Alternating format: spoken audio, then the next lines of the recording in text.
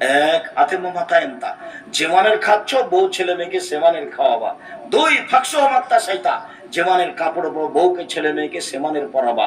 তিন, ওলা তুকাব্বে, বউকে কটু কথা বলবো না, বউকে গালি দিতে হয় না, স্ত্রীকে মারতে হয় না, গালি দিতে হয় না। ও হলো তৃপ্তির বস্তু, ও হলো শান্তির বস্তু, ও খুব আদরের বই, এত আদরের বই, এত আদরের বই, এত আদর। ওটা হচ্ছে সোনাতলা হাটের বগুড়া সোনাতলা হাটের আদরের মালসা, ওকে আদর করতে হয়, ওকে গালি দিতে হয় না, মারতে হয় না। গালি দিলে মারলে এই তৃপ্তি ভেঙে যাবে। কোটি টাকা দিয়ে বাড়ি করেন, বউ ছাড়া তৃপ্তি হবে না। খুব ভালো দামি খাট তৈরি করেছেন, মখমল চাদর বিছানো আছে, কোনো তৃপ্তি নেই বউ ছাড়া। বউ একটা ভিন্ন জিনিস, আল্লাহর পক্ষ থেকে এটা ব্যতিক্রম নিয়ামত। তার জন্য আল্লাহ রাসূল বলছেন মারবেন না। বললেন না তো এই কথা, আবার দেখেন 4 নম্বরে বলছেন যে মারো তবে মুখের উপরে মারো না। দেখেন কথা আবার ধরলেন।